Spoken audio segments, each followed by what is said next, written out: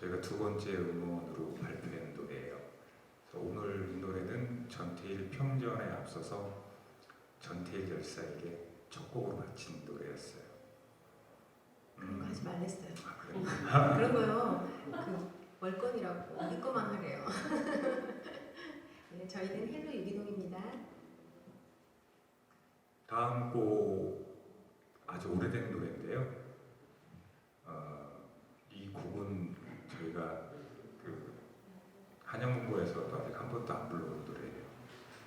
그리운 사람 얼굴이라는 곡인데 여러분들 이 곡을 들으시면서 그리운 사람 이렇게 떠올리면서 들으시면 좋지 않을까 생각이 듭니다. 노래는 한 40년 넘은 노래인데 지금 불러도 이렇게 올드하지 않고 저희들 정서에 맞는 노래일 것 같아요. 그리운 사람 얼굴이라는 곡 불러드리겠습니다.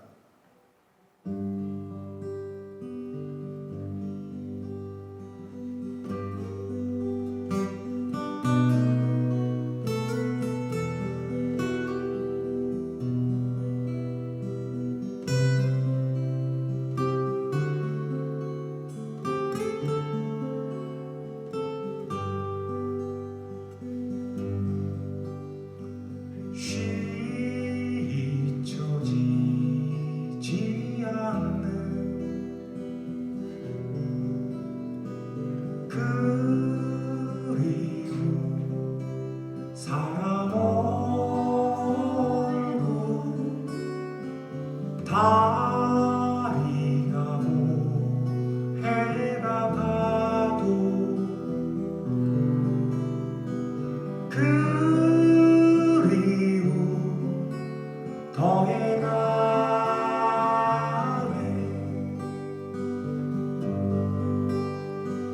그리운 사람 얼굴 그리다 흘러내린 눈물에 못내 잊을 수 없었던 기억들 멀어져 가네. 그리운 사람 얼굴 그리다 눈을 그릴 수 없어 함께 거닐던 그 길을 걸으며 눈물을 흘리네.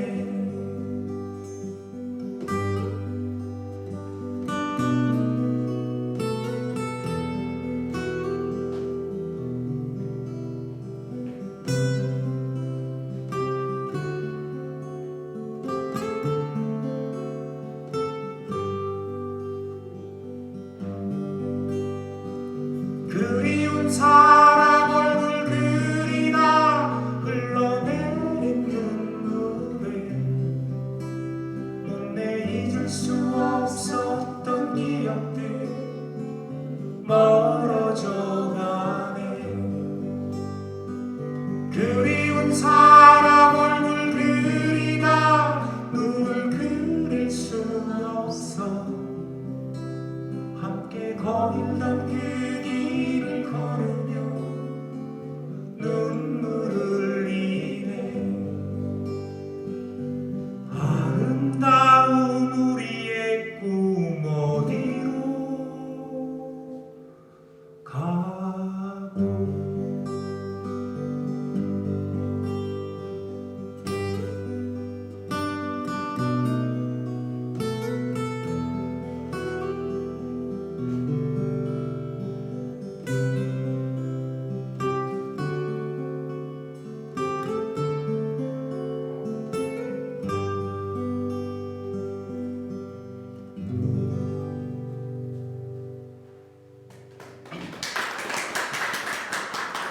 너무 숙연한 노래 같아요.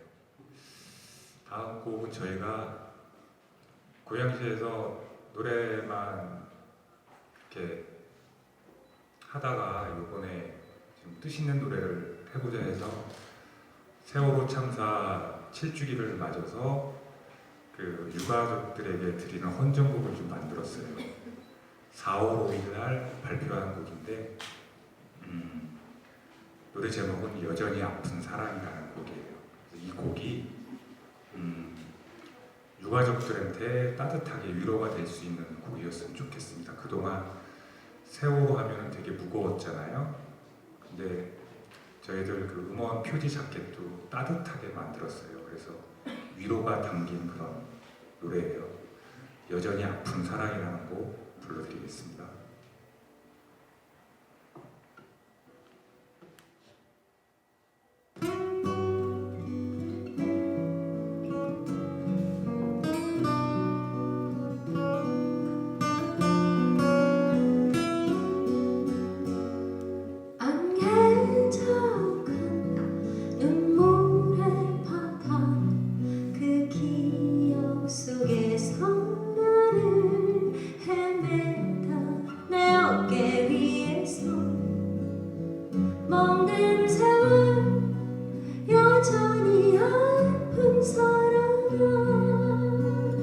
지울 수 없는 이별 긴긴 아쉬움 남아 몇 년이 지나도 너무나 선명해 해맑게 웃던 그 얼굴 약속했던 많은 얘기들 잊을 수 없는 기억들 간절히 기도했던 작은 소망들 이제 아무런 소용이 없네. 사랑아 나의 사랑아 저 하늘이 데려가 버린 사랑아 보고 싶다 나의 사랑아 거기서 편히 지내는지 안 개척한 눈물의 바다 그 기억 속에서 나는 헤매다 내 어깨 위에서 먹는 세월 여전히 아픈 사랑아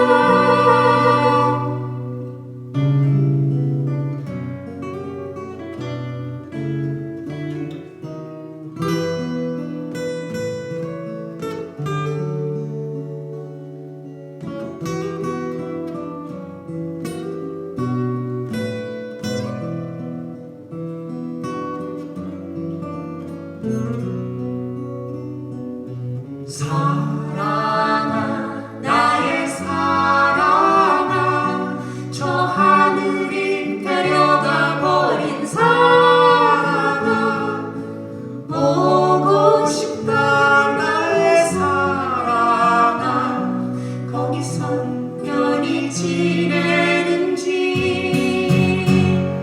안 개척한 눈물의 바다 그 기억 속에서 나는 헤매다 내 어깨 위에서 먹는 세월 여전히 아픈 사랑아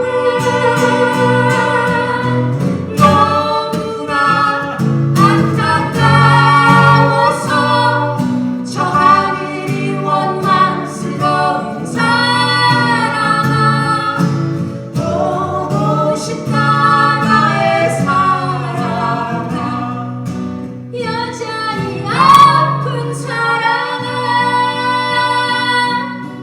꿈에서라도 널 만지고 싶다 여전히 나의 사랑아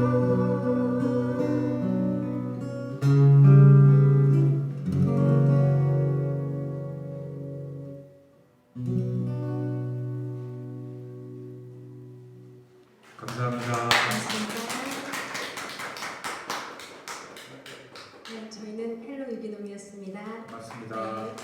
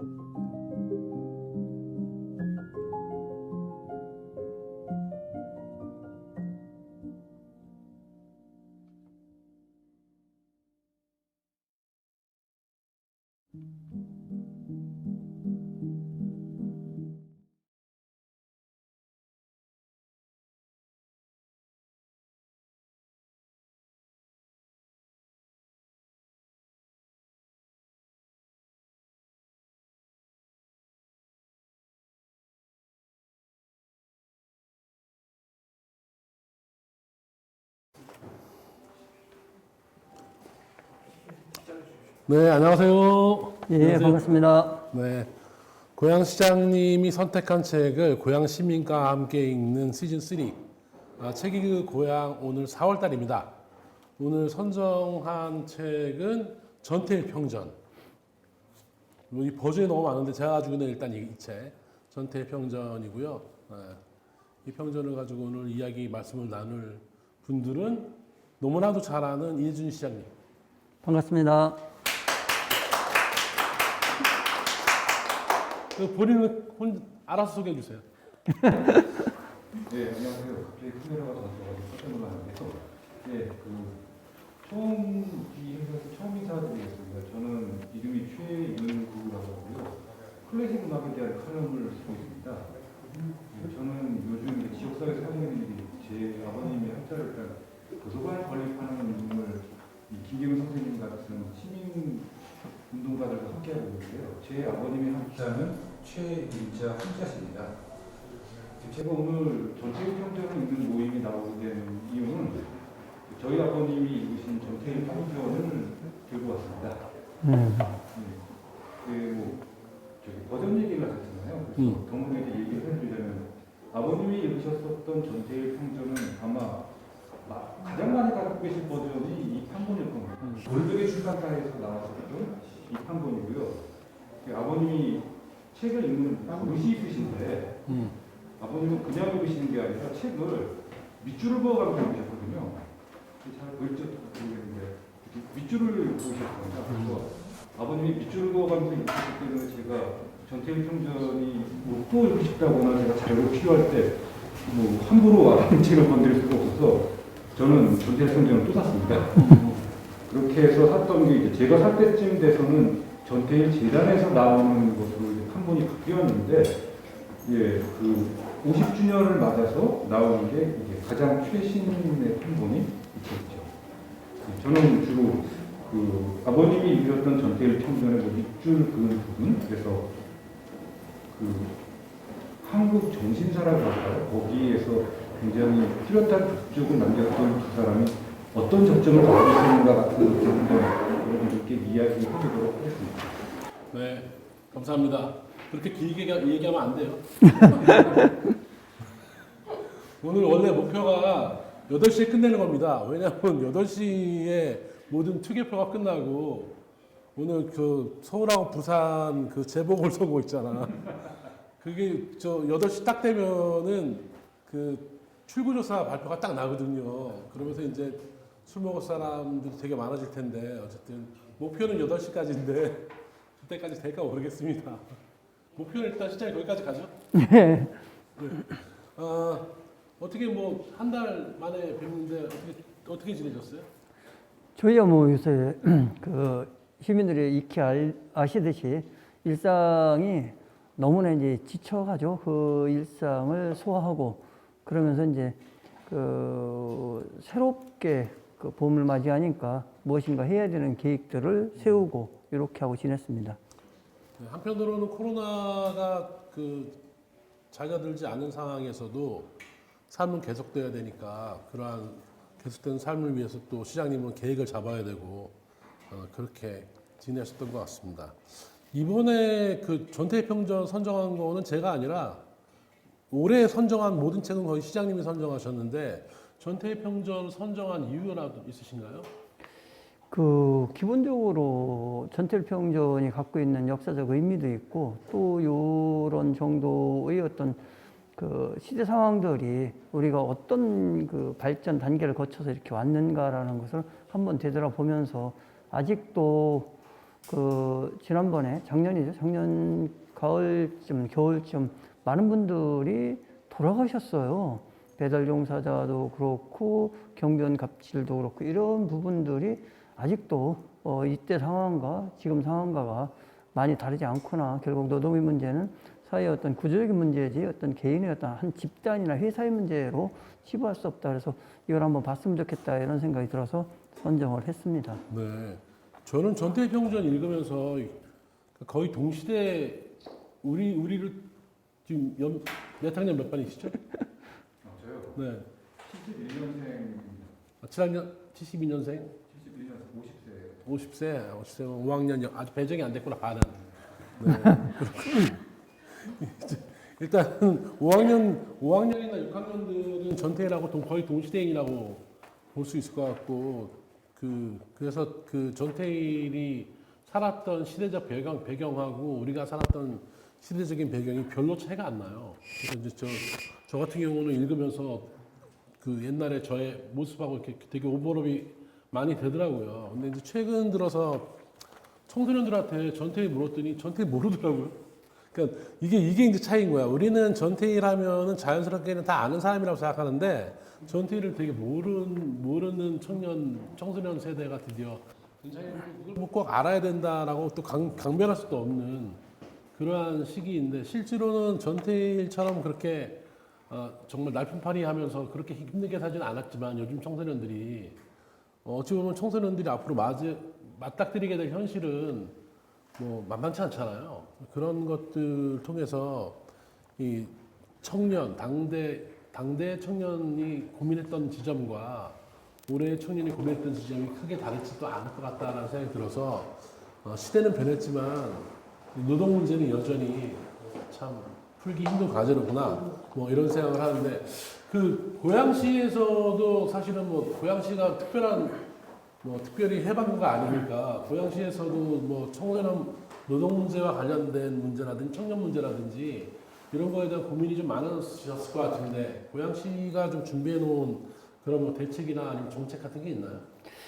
사실 노동 문제는 그 어떤 지방 정부가 할 수 있는 것은 그 한계가 많이 있습니다. 이건 어차피 노동 정책이라는 거, 경제 정책이라는 것들은 그 중앙 정부에서 이제 설정하는 것이 기본적인 것이 맞고, 근데 이게 이제 개별 회사로 들어가면 저희한테 권한이 위임된 게 별로 없어요. 그래서 저희는 그 어떻게 보면 건강권이라든지 행복권이라든지 기본적으로 그 근로기준법에서 나와 있는 것들을 지키는지 안 지키는지, 그리고 조금 더 한다면 그 지방 정부가 그 보조나 지원을 통해서 이것을 권익을 신장한다는 이런 측면이거든요. 그래서 제일 중요했던 것이 그러한 노동자들이 본인들의 그 일이나 문제를 상담할 곳이 없었어요. 근데 이제 민선 7기가 들어와서 노동권익센터를 저희가 만들었죠. 그래서 거기에는 이제 비정규직 센터까지 함께 들어와 있고, 그래서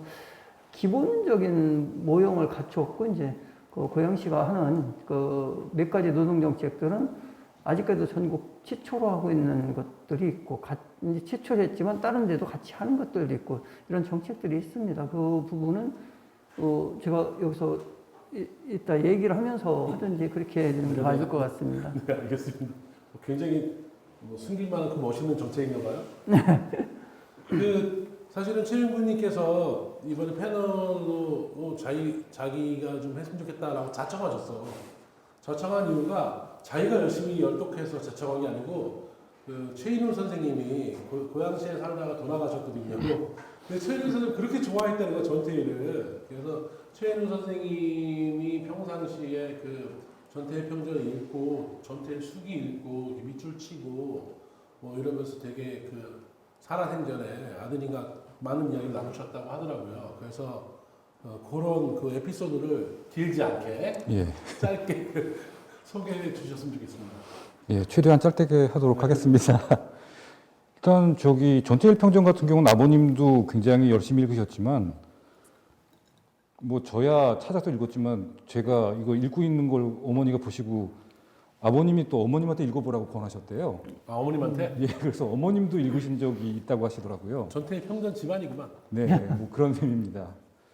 뭐 그리고 그 정말 밑줄을 그으시고 그랬는데 돌이켜 보면은 전태일이라고 하는 인물에 대해서 관심을 가질 수밖에 없었던 게 당신이 지은 그 소설의 대표작 광장의 주인공 이명중 때문인지 몰라도 아버님은 평소에 자살의 문제라든지 자살에 대해서 굉장히 관심이 많으셨어요. 그러다 보니까 전태일이라고 하는 사람에 대해서 관심을 가질 수밖에 없었을 것 같고, 그리고 전태일이 가지고 있는 뭐 철학이라고 할까요? 그 철학가 사상가로서의 전태일은 전태일 개인으로서는 사상가로 대접받지를 못하고 있는 것 같은데 아버님은 전태일 평전을 읽고 난 뒤에 당신의 독후감을 정말 짧게 요약하자면 전태일은 해방 이후 가장 독창적인 그리고 가장 높은 수준에 올라가 있는 철학자다라고 하는 평가를 하셨습니다. 지식인 소설가 최인훈이 전태일을 철학자라고 평가했다. 네. 이거는 내일 아침 신문에 나와야 될 내용인데 내일 아침 신문에 누가 당선됐는지가 나올 것 같아. 뭐 내일 모레나 한번 기대해 볼까 합니다. 일단 저희가 지금 이제 약간 밑밥을 깔았는데 오늘 다룰 내용이 전태일 평전인데요. 이 전태일 평전은 지금은 작고하신 조용래 변호사님, 인권 변호사로 유명하신 분이죠. 조영래 변호사님이 쓰신 거로 나중에 밝혀졌어요. 처음에는 이 작품을 쓴다는 것 자체가 굉장히 위험한 일이었고, 그 다음에 자기 이름을 밝혀가면서까지 그렇게 할 필요는 없다라고 해서 안 했는데, 나중에 이제 이름이 밝혀지게 된 케이스고요. 그 내용은 아주 전태일의 어린 시절부터 시작해서 청계천에 취직하고 바보회를 결성하고, 그 다음에 이제 노동자의 문제를 깨닫게 되고, 그것을 해결하기 위해서 노력하면서 끊임없이 좌절하고, 그 다음에 어찌 보면 실업된 거, 쫓겨나고, 그러고 나서 다시 이제 좌절하면서 고뇌에 찬 세월을 보내다가 다시 결심하고 청계천으로 22살 되는 해에 들어가서 결국은 삼동 그 친목회를 만들어서 청계천의 노동 현실 문제에 대해서 사회 고발해서 신문에 나오고, 그걸 통해서 권익을 실제로 해결하기 위해서 데모의 형식이죠. 일종의 시위 형식을 띠려고 했었으나 그것이 좌절되면서 이것은 누군가 한 명은 희생을 해야 되는 거 아닌가라고 하는 자기 결단이라고 해야 되죠. 자기 결단의 과정, 그리고 그 과정에서 일어나는 그 마음의 어떤 심정들, 이런 것들을 잘 기록하고 70년 말에 이제 결국은 분신 자살을 하게 되고, 그 이후에 이제 사실은 한국의 노동운동사가 전태일 이전과 이후로 나눠질 정도로, 그 이전에 노동운동이 굉장히 온정주의적인, 그 다음에 개인주의적인 운동이었다면, 그 전태일 이후의 노동운동은 조직적이고 좀 더 광범위한 정치적 액션까지를 포함하는 그런 운동으로 전개해 나갔던 그 얘기가 잘 돼 있는데, 이 얘기 전태일을 사상가로 소개하기보다는 젊은 청년 전태일이 어떠한 과정에서 어떻게 살았으며 어떻게 그런 고민들을 하게 됐는지, 이걸 자세히 좀 그래서 옆에서 들었나 싶을 정도로 자세히 기록해 놓은 그러한 일종의 평전이라고 볼 수 있습니다. 여러분도 저 전태일 집안이 평전 집안이 있는 것처럼 여러분도 자녀분들과 전태일을 모르는 자녀분들과 한번 읽어보면 아마 깜짝 놀랄 겁니다. 저희는 이제 전태일을 열사라고 표현하는데, 어떤 청소년은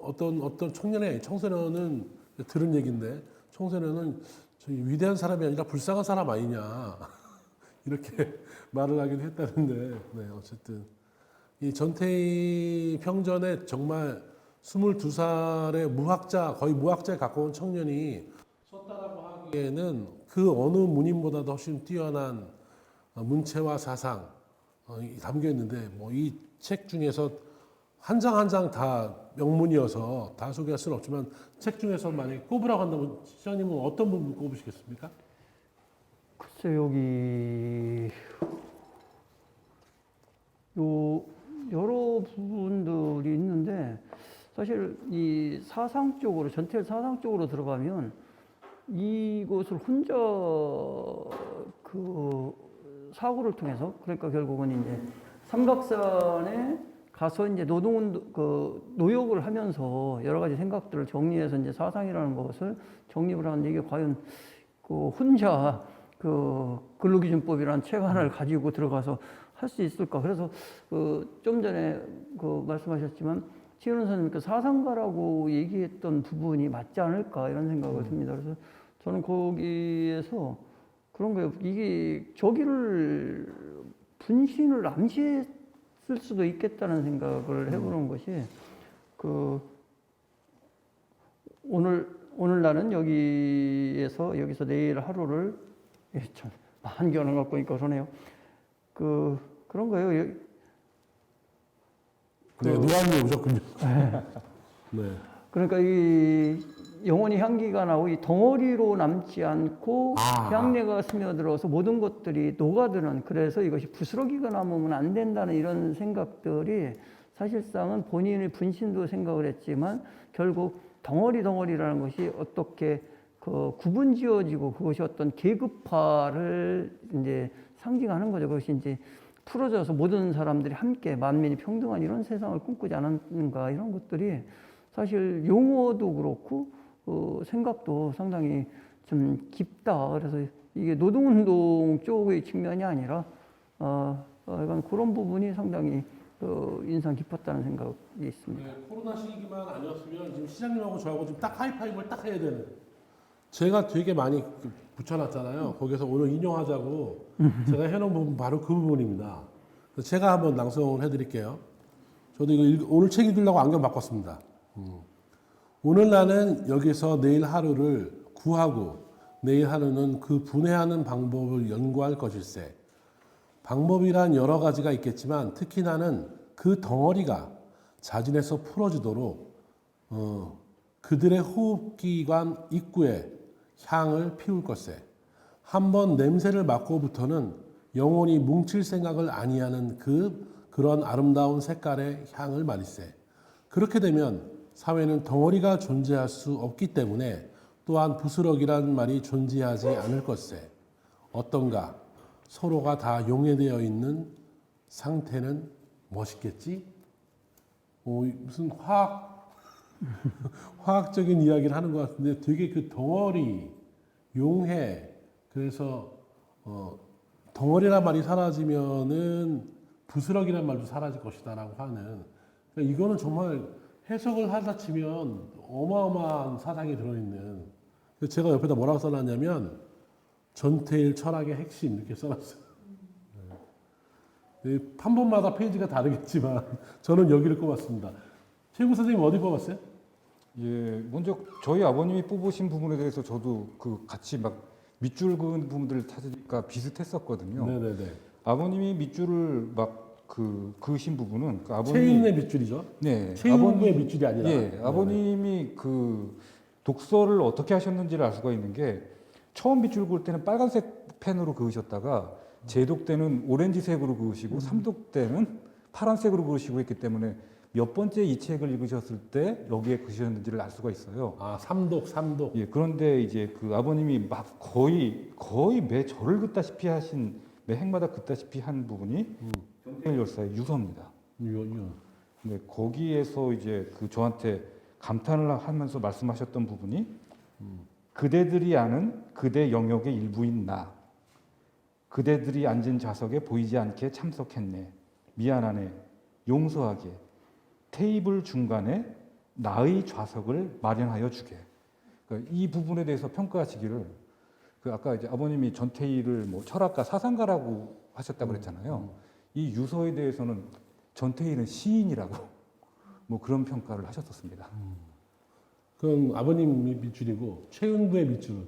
제 밑줄도 여기였었는데 그 이 행사 때문에 제가 이제 이 책을 읽다 보니까 제가 전에는 눈에 안 들어오던 대목인데 아마 여러분들도 전태일 열사가 남긴 여러 가지 말들 중에서 가장 기억하시는, 사람들이 많이 기억하는 말이 내 죽음을 헛되이 말라라고 하는 이제 그 대목이실 거예요.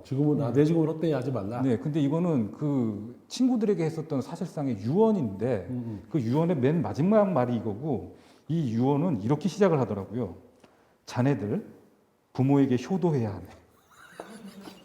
뭐니 해도 사람이란 부모에게 잘못하면 안 돼. 너희 부모들에게 효도하고, 그리고 조금 시간이 남으면 우리 어머님께도 날 대신해서 효도를 해주게. 제가 예, 아버님 읽고 나니까 이 대목이 비로소 눈에 들어오더라고요. 효도하라는 대목이 예. 뒤늦게. 네. 그래서 거기서 눈물을 흘렸다. 예. 참. 네. 지금 이게 눈물 흘릴 자리가 아니니까. 저는 그 전태일이 이제 방송사 가가지고 신문사 가죠. 신문사 기자한테 기사를 좀 써달라고 그랬더니 조사를 해서 구체적인 지표가 있어야 우리가 기사를 쓴다. 그래가지고 이제 앙케이트 조사를 해요.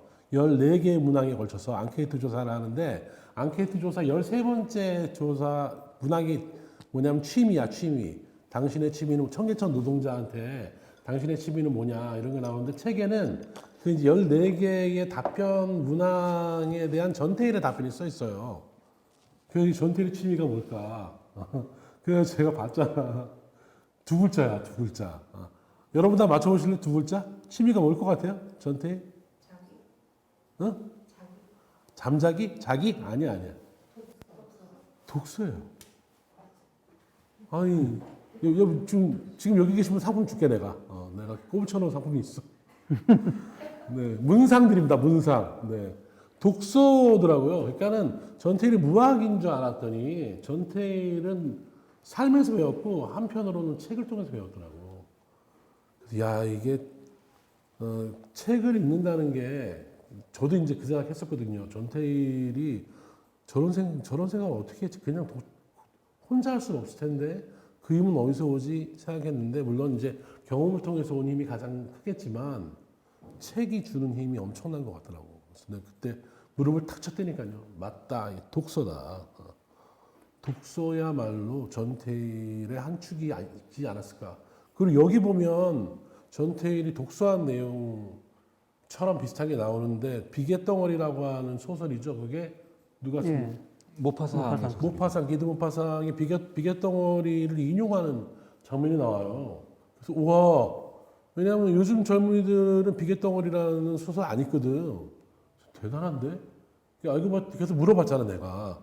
그랬더니 최영우 선생님이 그거 아마 삼중당 문고에서 나온 걸 거라고 그렇게 이제 추측해 주신 건데, 그러니까 그 힘든 와중에도 소설이나 뭐 책들을 읽어 나갔던 그 노동자의 삶을 보면서 저는 그 한편으로는 이제 노동 정책이랄까 이런 게 실제로 노동자의 이제 생활을 개선하는 노동 환경을 개선하는 그것도 노동 정책의 하나겠지만 노동자에게 책 읽을 시간을 주고 책을 읽을 수 있는 환경을 마련해 주는 거 이렇게 되게 중요한 거 아닌가 하는 생각도 들었거든요. 시장님 어떻게 생각하세요? 그렇게 생각을 하죠. 생각을 하는데 사실상 청계천에 그 다락방이 이제 저기가 되잖아요. 그 작업실을 이제 복층으로 만들어요. 근데 이게 1m 60인 이유가 일어나기를 어렵게 만드는 거예요. 재봉틀에 앉으면 하루 종일 재봉틀에 있어야 되면 그래 최적화된 구조지 이걸 더 높이도 만들 수도 있는 공간임에도 불구하고 그렇게 하는 거거든요. 그래서 이렇게 억압적인 속에서 사실상 책을 읽을 수 있다. 사실 이건 엄청난 인내력이 필요한 거고 또 어떻게 보면 전태일 열사는 많이 그 해고를 당하잖아요. 그래서 짤막짤막하게 쉬는 기간들이 있습니다. 그때 이제 그 노동법을 알기 전까지의 삶은 어떻게 보면 그냥 살려진 거고 노동법을 봐야 되겠다라고 하는 그 순간부터는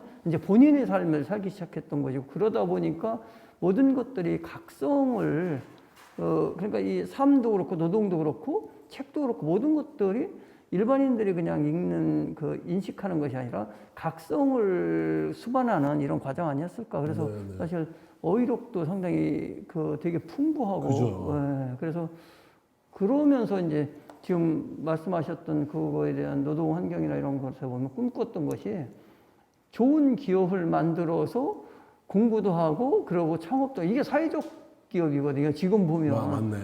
예. 맞네.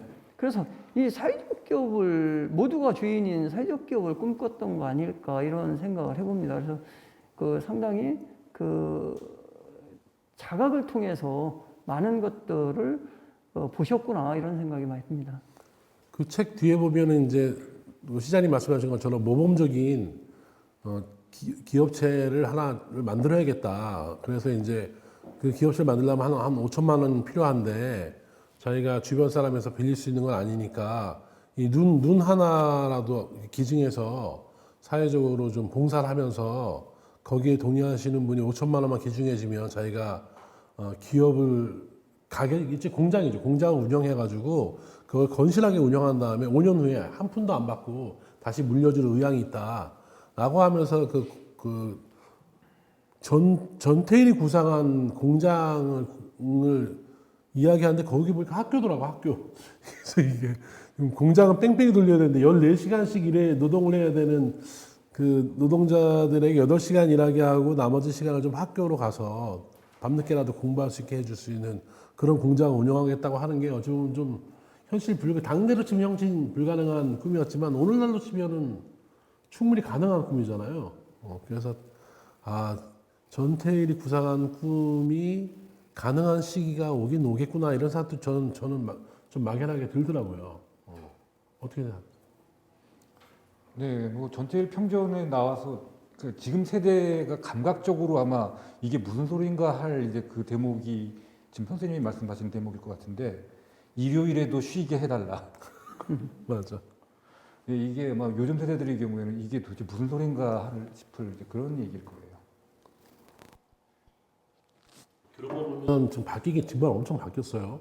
그 노동 조건이랄까 옛날하고는 다르게 옛날에 14시간, 16시간 일해도 뭐라고 못하고 사실은 뭐 노동감독관, 근로감독관들도 사장하고 같이 붙어서 노동자 편을 들지 않았을 때니까 지금은 14시간 일하고 뭐 이러면 큰일 나죠.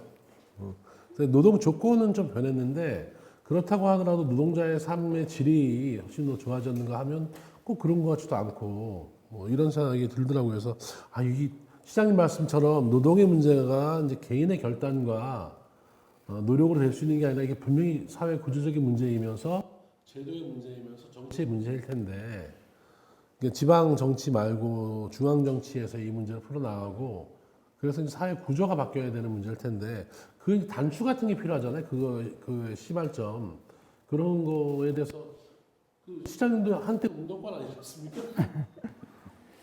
사실 한국 사회에서 노동운동이라는 것은 이제 일제시대 때 좌익에 의한 노동운동이죠. 그것은 뭐 노동운동 자체가 노동운동도 있지만 어떻게 보면 독립운동이라는 것도 지향을 했던 것이고, 그리고 해방 이후에 결국 그 노동운동은 그 좌익들이 사회주의 이제 이념의 문제였던 거죠. 이념의 문제 속에서 노동운동을 수단화시켰던 거죠. 그래서 어떻게 보면 전태일 열사가 했던 것은 이념이나 도구가 아니라 그 어떻게 보면 진정한 노동 해방이죠. 노동자, 그 노동하는 사람들의 권리를 위해서 순수하게 부러지셨던 어떻게 보면 최초의 노동운동 아닐까 이런 생각을 좀 해봅니다.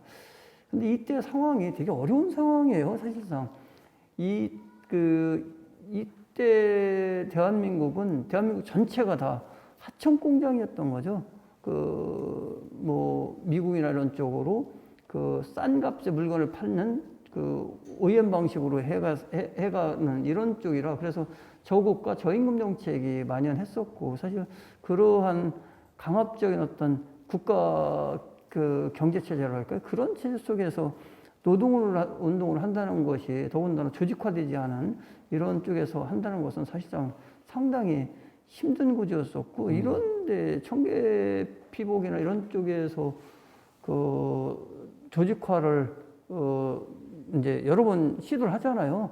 시도를 하는데 결국은 안 되니까 결국 하는 것이 본인 스스로의 어떤 본인을 스스로 이제 죽임으로 해서 새로운 영원히 나를 잊지 못할 거다라는 이제 얘기를 남기듯이, 그러고 항상 가운데 있게끔 하는 것은 언제든지 너희들은 잊지 말라는 것이고, 어떻게 보면 본인의 생각이 언젠가는 실현될 거다라는 생각들, 예상들이 있었던 거 아닐까 이런 생각을 좀 해봅니다. 어떤 신부님은 전태일을 예수님하고 비교하더라고. 예수가 죽음으로 그가 부활하여 그 생이 영원함을 찾았듯이 전태일은 죽어서 죽은 것이 아니라 영원히 노동운동의 길이 닿는, 노동자의 가슴에 길이 닿는 그런 사람이 됐다. 그래가지고 이제 그런 얘기를 해가지고 되게 논란의 여지도 있었는데, 저는 보면서 예수는 그래도 30살 가까이 돼서 전태일은 22살이야. 22살.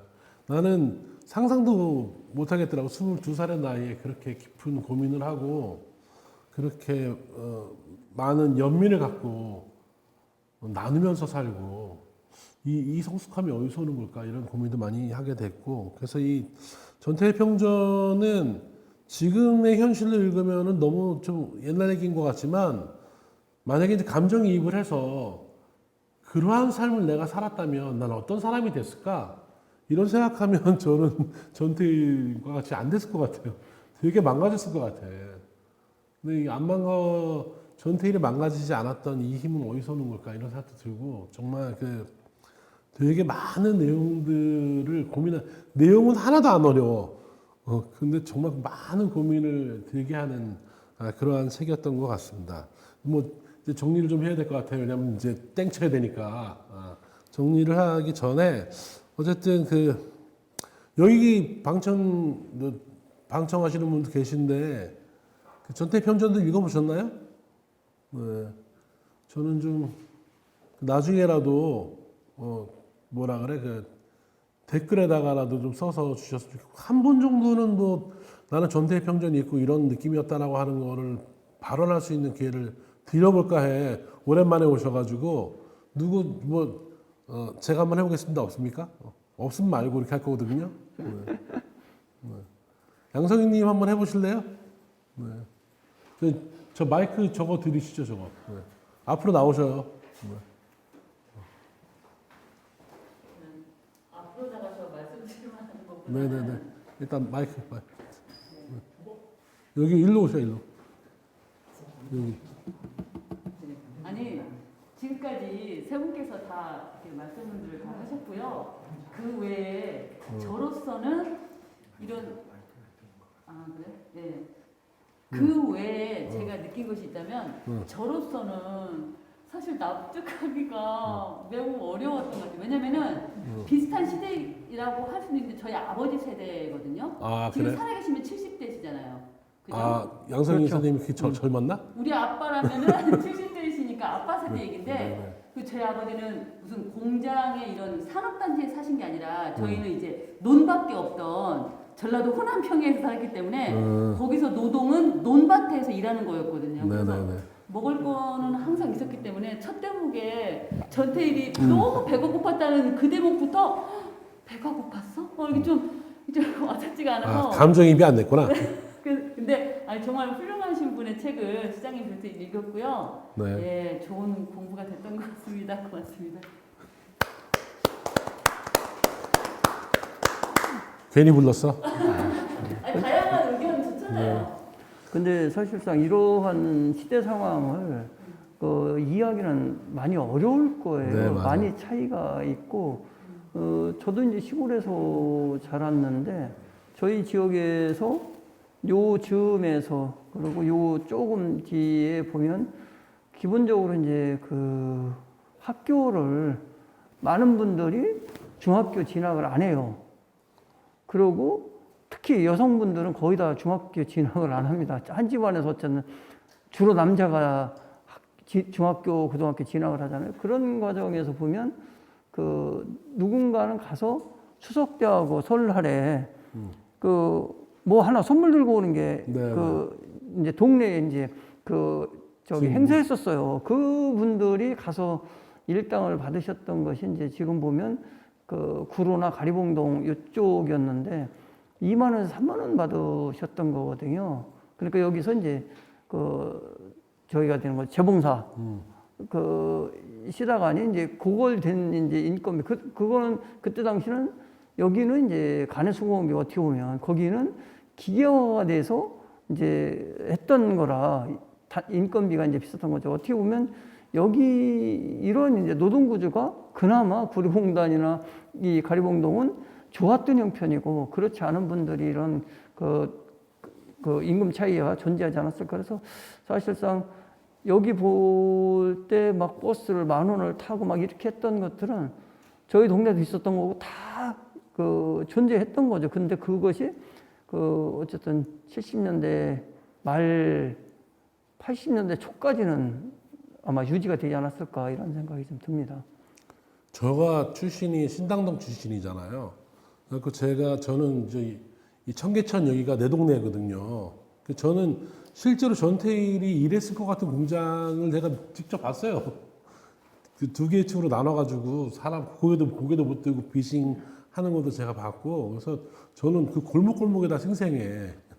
근데 이제 이게 이제 어찌 보면 도시빈민이죠.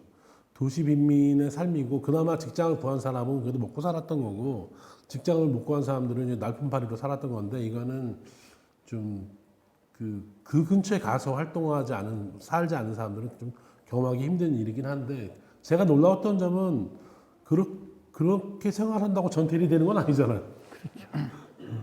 그래서 그렇게 생활한다고 전태일이 되는 게 아니라고 한다면, 과연 전태일의 가슴속에 품고 있었던 그 아름다움, 뭐 철학이라고 할 수도 있고 사상이라고 할 수도 있고, 아니면 전태일 어머님으로 물려받던 신앙이 될 수도 있고, 이건 도대체 뭘까 이런 생각을 많이 하게 만드는 그런 책인 것 같습니다. 마지막으로 이제 한 마디씩 발언을 하실 기회를 드릴 텐데요.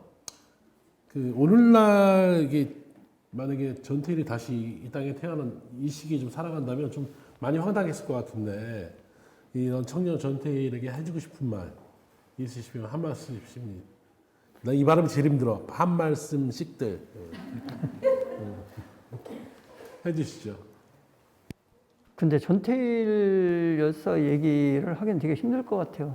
여기에 기본적으로 흐르는 사상 자체가 나와 남을 구분하지 않아요. 그러니까 현상에서 부딪힌 모든 문제를 내 문제로 인식을 하는데 지금 그 젊은 전태일 청년들한테 그런 얘기를 전달했을 때 이것이 얼마만큼 받아들여질까. 사실상은 그때 이 청계천이라는 공간 속에서 모든 것들을 공감을 얻어내기도 상당히 많이 힘들었던 거잖아요.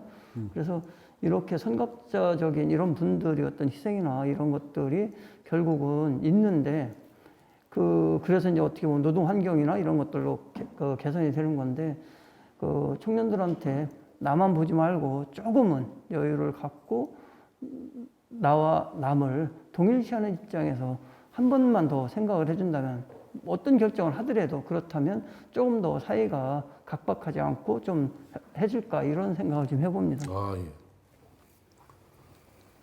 예. 저희 아버님이 거의 뭐 마지막 했던 인터뷰 중에 하나가 예스24라고 하는 그 인터넷 서점고에서 했던 인터뷰였었는데 그때 그 지금 이제 청년 세대들에게 해주시고 싶은 말씀은이라고 하는 질문에 대해서 굉장히 짧게 말씀하셨어요. 없습니다. 저는 제가 서 있는 자리에서 여러분은 여러분이 있는 자리에서 각자가 할 일을 열심히 하면 되기 때문에 서로 각자 힘내자고 악수를 청하고 싶습니다. 라고 하는 말씀을 하셨기 때문에 뭐 저도 그렇게 얘기를 하긴 한데 지금 아까 해주셨던 말씀에 덧붙여서 그냥 제 얘기를 해보자면은 그 김주성 씨라고 하는 분이 그 책을 내신 게 있는데 그 책 제목이 한국이 낯설어질 때 서점에 갑니다라고 하는 책이에요. 왜 이런 제목이 붙었냐면 그분이 탈북자십니다.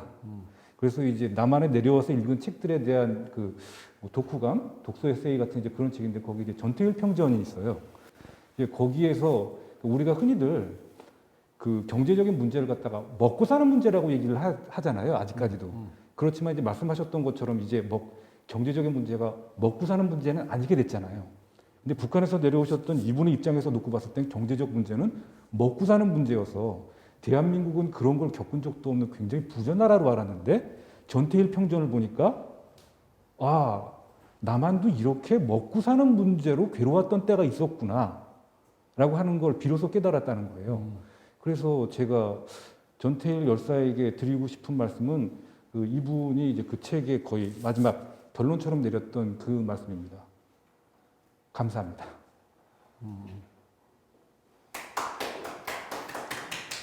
좋은 얘기를 다 해버려가지고 내가 할 게 없네. 만약에 그 20살 청년이 나에게 와서 어떻게 살아야 하느냐라고 묻는다면 저는 그냥 같이 삽시다. 내가 밥 살게 이렇게 얘기할 것 같기도 하고 저는 그 22살의 청년을 죽음으로까지 몰고 가고 싶지는 않고 어떻게든지 같이 살 수 있는 방법을 5천만 원 개를 들어서라도 공장을 같이 한번 세워보고 물론 좀 이상적인 공장이기 때문에 망할 가능성이 매우 높지만 좀 그런 실험들을 좀 그 기성세대들이 오늘날의 전태일 청년 전태일들에게 기성세대들이 좀 기회를 많이 줬으면 좋겠어요. 기회를 많이 주고 같이 좀 즐거운 일도 나누고 좀 슬픈 일도 나누고 그랬으면 좋겠습니다. 이게 원래 그 5월달, 4월달 중에서 이제 4월 전태일 평전으로 결정을 해 놓은 상태고 5월달은 전 국민이 다 아는 책으로 진행할까 합니다. 이 권정생 선생님이 쓰신 동화책이라고 해야 되나? 강아지똥. 강아지똥이 너무 유명해서 이건 뭐 애니메이션으로 나오고 책이 아무도 서관에 가도 다 있어요. 그래서 다음번에는 강아지똥을 읽은 어린이들도 여기 꼭 좀 와가지고 같이 이야기를 나눴으면 하는 생각이 들고요. 강아지똥으로 이야기 나누지만 단순히 이제 강아지똥만 얘기하는 건 아니고 도서관 이야기, 그다음에 뭐 어린이 이야기 이런 것도 같이 5월 5월이니까 그런 얘기 같이 나눠볼까 합니다. 그때는 그 고양시의 작은도서관 협의회라고 있어요. 그 새로 회장님이 되신 분을 모시고 패널로 그분과 함께 이야기를 나눠보도록 하겠습니다. 네, 저 한마디만 더 해도 돼요? 그럼요. 하셔야죠. 근데 사실은 4월 3일이 제가 좋아했던 후배 기일이에요. 그 성남의 덕진양행이라는 곳에서 전태일 열사와 같이 노동운동을 하다가 이제 분신자살을 했는데 88년도에 분신자살을 해서 그 친구의 장학회를 이제 91년도에 만들어서 이렇게 운영을 하다가 저희가 이제 해산을 한 게 재능 교육이 그 해화동 로타리에서 최장 이제 그 고공 그 탑에 올라가서 그 저기 점거농성을 해요. 그러고 이제 재능교육. 네, 재능 교육이. 그리고 이쪽 그 대한문 앞에는 이제 쌍차가 있고 그래서 그 모금했던 잔액을 남겨서 그 쌍차 거기 하는데 얼마 기증을 하고 재능 교육에 얼마 기증을 하고 우리 이제 회원들이 해산을 하는데 그래서 4월 달에 유독 이제 전태일 열사가 생각이 났던 것이고 얼마 전에 그 기일인데 해간 못 갔습니다. 그래서 그 항상 보면 그 시대를 어렵게 감당하면서 살아왔던 분들에 대해서 현재를 사는 사람들은 항상 채무의식을 갖고 조금 더 겸손해졌으면 내지는 조금 더 경외감을 갖고 바라봤으면 하는 그런 마음이 있어서 했다는 말씀을 하나 드립니다. 네, 감사합니다. 큰일 날 뻔했네. 우리가 오늘날 여기 이 자리에 살아온 것은 우리의 힘만은 아니고 우리 이전 세대의 분투와 노력, 그 다음에 희생, 사랑 이런 것들이 같이 녹여져서 우리한테 온 것입니다. 그 분야에서 아마 우리나라에서는 제일 힘들게 일했던 분들이 아마 노동자들이 아닐까. 노동자들에 대한 어떤 사랑, 고마움 이런 것들을 간직했으면 좋겠고요. 오늘날은 요즘은 노동자를 별로 이렇게 존중하지 않더라고 잘. 그래서 특히 그 코로나 시기에 배달하시고 택배하시는 노동자들한테 감사하고 고맙다는 인사도 좀 나눠주시고 그렇게 해주셨으면 고맙겠습니다. 가정의 달에는 권정선 선생님과 함께 강아지똥과 함께 여러분을 찾아뵙도록 하고요. 오늘은 이것으로 고양시장님이 고양시민과 함께 읽고픈 책 고고책 시간을 모두 마치도록 하겠습니다. 감사합니다. 감사합니다.